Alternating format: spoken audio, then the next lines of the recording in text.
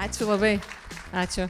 Aš galvoju, aš tai nesusimoviau dėl Žalgirio, nes aš už rytą. Kas už rytą? Mes turim už rytą. Bet susimoviau jaučiu su savo džempu, nes dabar nesimato šitam visam rožiniam fone. Gerai, tai sveiki, matyt malonu, nieko aš nematau iš tikrųjų, nes šviesa krenta labai smarkiai į akis. Tai, žinot, būna dviejų tipų žmonės. Vieni, tie, kur labai mėgsta viską susiplanuoti, susižiūrėti, susitikrinti, įsivertinti, apskaičiuoti, paskaičiuoti, pramatyti, numatyti ir taip toliau. Tokie, kur nepaliks nemenkiausios rizikos.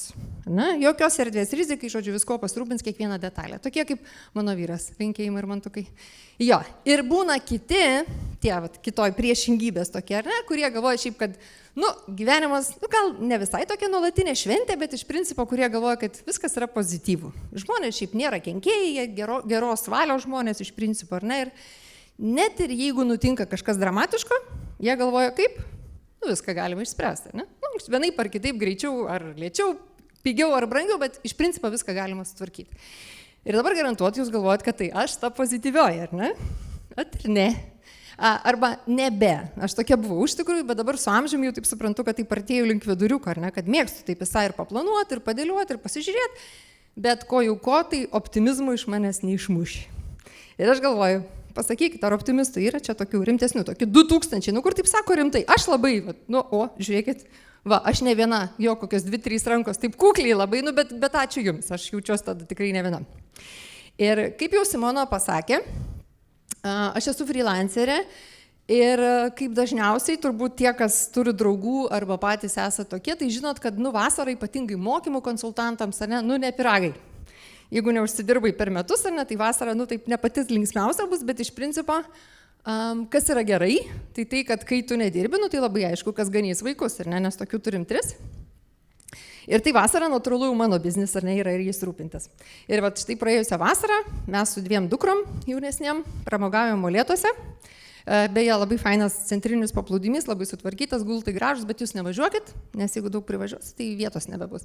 Ir mes ten pramogaujam, mano dukras taškosi batutuose, kas irgi žiauriai fainai, nes tas bičas, kuris jos nuomoja, manęs neverčia ten eit, nors pagal amžių mano dukroms reikėtų prižiūrėtojo, ar ne. Tai žodžiu, fantastika, aš sėdžiu po berželiais, skaitau knygą ir sulaukiu skambučio. Skambina mano pažįstama, kuri vadovauja personalo atrankos įmonei, čia kažkokia sąsaja su Gediminu dabar vyksta. Ir jinai sako, žinai, Monika, mes čia turim klientą, tokį didelį pakankamai. Ir sako, ten 36 milijonų apyvarta, 3,5 tūkstančio darbuotojų. Ir sako, jie nori pokyčio projekto. Sakau, tai žinai, mes ten įdarbinimo dalį sutvarkom, bet sako, ten, kur jau reikia patį tą pokytį juos lydėti, jau kur reikia kompetencijos, mes jos neturim, tai sakom, gal tu. Neklausimas, ašgi sertifikuota konsultantė. Žiauriai gerai, ir plus prisimenat vasarą, nes stebuklingai to darbo viskas, aš išklausau, ir ten panašu, kad aš turėsiu darbo 4 mėnesiam į priekį. Sakau, gerai, mes viską apsitarėm, aš jau grįžtu namo, sudėlioju prezentaciją, kitą dieną mes apsitarėm dėl tos prezentacijos, praseinam, sakom, viskas mes jau pasiruošę pristatymui, ir jis sako, žinai, pristatymas kitą savaitę. Aš taip sakau, bet mes kitą savaitę su šeima susiplanavom išvažiuoti atostogų į Lenkiją. Ir sakau, žiūrėk, gal perkeliami dar kitą savaitę. Jis sako, ne, žinai, čia didelis klientas, čia konkursas, mes sako, jeigu ne kitą savaitę, tai jau po to nebereiks. Gerai galvoju. Lenkija, tai ne Japonija. Taigi tas pats laiko juosta, ar ne, kiek čia skiriasi, ar aš tikrai nerasiu tos valandos, kad atsijungti, reiškia, ir pasikalbėti su klientu. Gerai, išvažiuojame mes tą savo Lenkiją.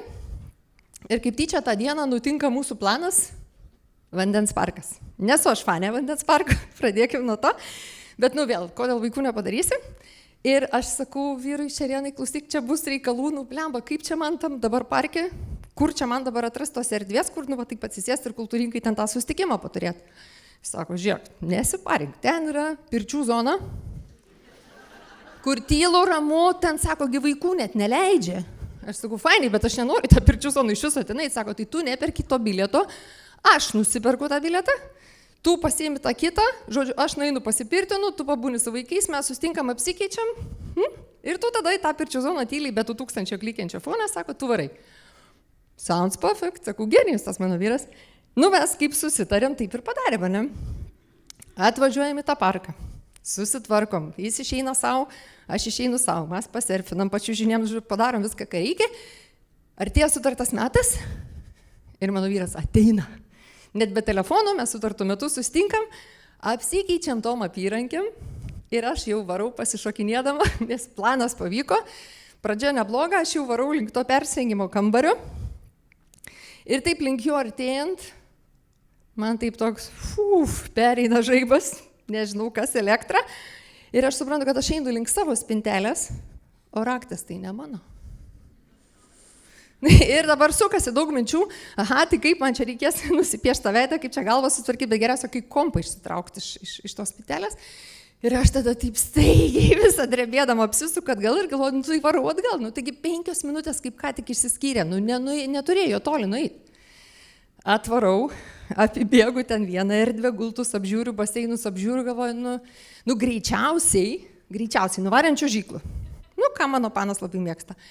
Bet tų čiuožyklų ten 6 aukštai, tų didžiųjų, ten šiaip dar tų mažykių aš neskaičiuoju, bet tos kur didžiosios, galvoju, gerai, tai aš vėlgi varom adrenalino, nejučia nuvarau iki to 6 aukšto, o ten, žinot, eilės, kad nusileista, ne, daug žmonių stovi toks, gal žinot, šitą parką netgi, kaip jis vadinasi, Suntago, ne, o žinot, tai toks nemažas. Tai aš užvarau tą 6 aukštą, ten eilė, aš apeidinėjau to žmonės, ten žiūriu, jie taip mane irgi keistai. Pradžiūriu vieną eilę, nėra, nusileidžiu į 5 aukštą, nėra, nusileidžiu į 4, apibėgu, nėra. Tada į 3, 2 jau nebevarau, nes galvoju, nebus įdomu, turbūt nečiaužys tenai. Galvoju, gerai, ką dabar daryti? Dar 20 minučių. Tada galvoju, tai reikia žiūrėti, gal nusileido jie kažkaip tai. Gal kažkaip praėjo eilė, nežinau, nusileido, aš ten prie vienų pastoviu, prie kitų pastoviu, ne. Ir galvoju, kebra, nesąmonė būtų, kad šitaip lygioje vietoje aš susimaučiau. Taip negali būti.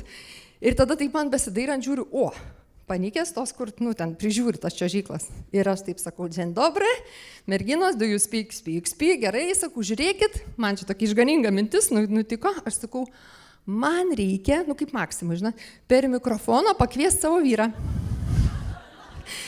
Jos sako, good, sako, mes toj tau team leadą pakviesim. Laukiu aš to team leado, kol laukiu team leado, taip dairausi, blemba, ką čia dar padaryti, gal čia kokį pažįstamą sutikčiau. Ir akurat Maksimos LT buvusi personalo vadovė su 2 vaikais ten murdosi kažkur tai. Ir aš galvoju, blemba, aš ją pažįstu, kaip ir fainiai čia prieičiau, bet kažkaip su tais maudomais, tai gal ir nepatogu biški. Žodžiu, kol aš dvejojau, jinai ten kažkur dingo man iš akių. Okay. Žiūriu, tos sugrįžo, bet jos su manim nesišneka. Aš ateinu, sakau, merginos, tai kaip ten reikalai, jos sako, tai žinok, tau ne team leado reikia. Tell me more, sako, tai nueik pas apsauginį. Gerai, kur tas apsauginis? Ten. Kur ten, sakau, tai ten būdelė, užrašas, kas nors. Ne, tu, sako, pamatysi, toks dedukas vaikšto su lėmenė, ten užrašyta security. Aš toliau su tom šliopkėm, ten bėgu griūdama, žiūriu, kur tas apsauginis ir kažkaip aš jį vėl randu tam persirengimo kambarį. Ir aš tada jau irgi, toks dėdė, toks aptamti marškinukai aplink pilvo, tokio ūsai dideli, bet lėmenė atpažįstu viską. Ir aš taip prišoku prie jo, dzień dobry, do you speak? Aišku, speak jisai su manim, aišku, nespeak. Ir aš tada galvoju, gerai, tai aš kažkaip tai, kaip rusiškai, tik tai daugiau dž pridėsiu. Ir man pavyko, aš sakau, мне нужно позвать мой муж. Ir taip netikėtai jis supranta. Ir jis man atsako lenkiškai, aš irgi suprantu. Ir suprantu, kad jis man sako, mes vaikus kviečiam tik iki 9 metų. Ir aš galvoju, blemba. Taigi, bet sakau, bet čia labai svarbu, čia emergency, čia žodžiu, čia gyvenimo ir mirties karjeros, nesvarbu kieno klausimas, bet suprantu, kad jam mano kalba įspūdžio nedaro jokio. Aš įmetu. Galvoju, ką aš čia dar turiu. Jo. Liko 15 minučių iki myto. Aš galvoju, palaukit, ašgi restoranų zonos neapibėgau. Pradedu. 5 restoranai. Užbėgu į vieną bistro, jis ne taip atrodė, čia iš tikrųjų iš ten yra, bet ten buvo pilna vaikų, košė tokia makalošė visiškai. Apibėgu, aš ten sužiūriu tos žmonės, nėra. Tada į antrą kažkokią tai užeigėlę nubėgu, nėra. Tada galvoju, lauko baseinas, lauko baseinė yra baras, bet oras buvo šūdinas, tai galvoju, tikrai jie ten nesėdės. Tada į 4 bėgu kažkokį piratų barą, čysas, bet jie ten nebus. Ir tada susivokiu, kad 5 tai yra toj zonoj, kur pirčių, kurie irgi negali būti. Žodžiu, nėra. Liko jau 7 minutės iki myto. Ir aš galvoju, tavęs Monika, optimizmas 2000, negali taip viskas baigtis tiesiog, tik aš turiu surasti sprendimą. Ir tada man kyla išganinga mintis. vyro telefonas. Aš galvoju, tai dabar aš nuvarysiu į spintelę, ne, pasiimsiu ir pabandysiu. Ir aš tada jau vėl varo, man nežinau kokiu greičiu, nubėgu į tą persėjimo kambarių zoną ir žiūriu, kodėl tos spintelės kažkaip tai tokios, jos mėlynos, o ne oranžinės, kaip buvo iš tikrųjų. Ir galvoju, kažkas čia ne taip. Tada supratau, kad ne į tą zoną pataikiau. Tada vėl bėgu į tą zoną, kur jau atrandu tas rožinės, drebančiam rankom atsirakinu spintelį, įsitraukiu telefoną. Ir, ar sakiau, kad mano vyras aitišnikas? Tai, galite įsivaizduoti, kad paspaudai, ne šiaip negimimo data. Ten dažniausiai būna ir ne vestuvių metinės. Ir aš prisimenu, kaip jis mane mokė. Kaip turėtų būti sudaromi pasvordai ant kompo.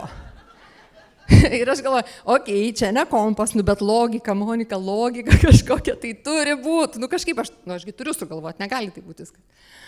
Tada aš prisimenu 4 skaičius, kuriuos jis dažniausiai naudoja, jau paskaitose, kur aš žinau, suvedu tos 4 ir galvoju, kokie dar 2 gali būti. Random 2 skaičius kažkokius. Ne. Tada galvoju viską, aš tikrai nebežinau, ką daryti, aš tada vedu random 6 kažkokius skaičius. Ne. Tada 3 kartą, dar kartą 6. Ir ne, ir suprantu, kad jau gal aš nebeblokuosiu jo telefoną.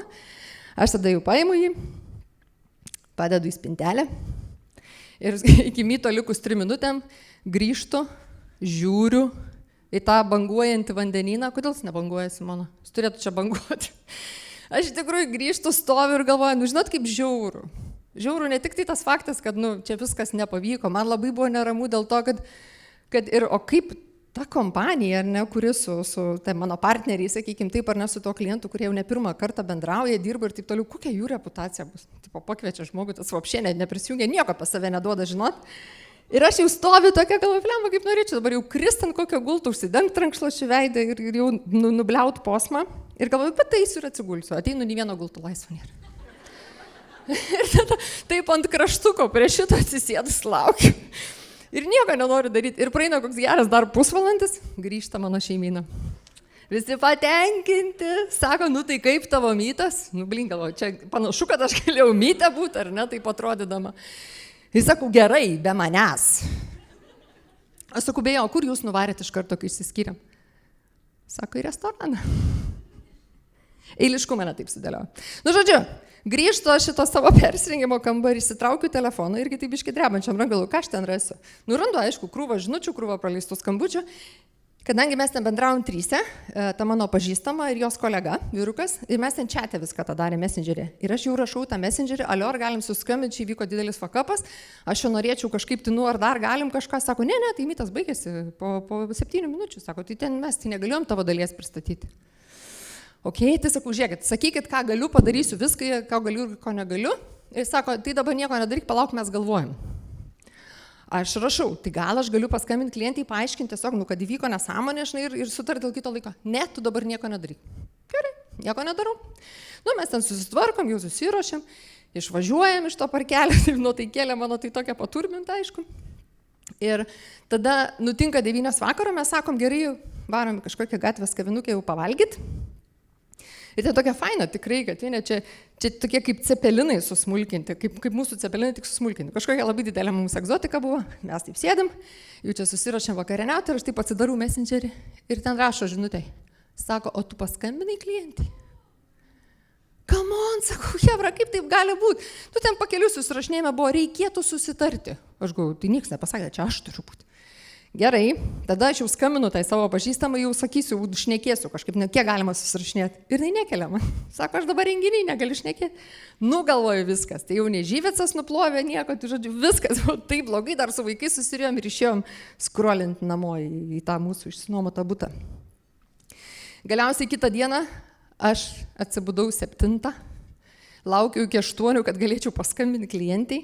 Paskambinau, sakau, žiūrėkit, tu tai čia atsiprašau, čia žodžiu įvyko, čia negalėjau pasiekti savo telefono, aš taip subtiliai bandau viską pateikti, nepasakoju, dabar galvoju, jeigu sujungtų, tai būtų labai gėda. Ir tada jinai sako, tai ne, viskas tvarkoja, Monika, ne, suprantu, visko būna, sako, jūsų kolega jau su manim susisiekė.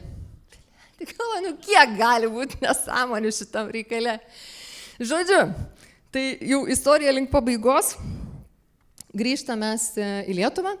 tas sutartas laikas jau nutinka normaliu laiku, kai namie aš galiu prisijungti, mes viską pristatom, iš tikrųjų viskas sklandžiai pavyksta ir jiems netgi patinka tai, kai mes sakom, nu, mums taip atrodo, kad patinka tai, ką mes jiems pasakojam, viskas gerai skamba, bet užsakymo mes negavom.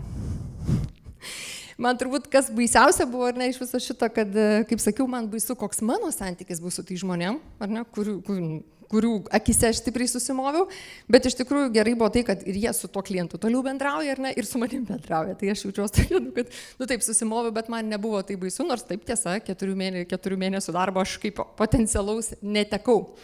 Ir matyt, mano pamoka iš viso šitos istorijos yra, kad, nu, tas vienu užpakaliu, nu, 2 kėdžių neapsės, ar ne?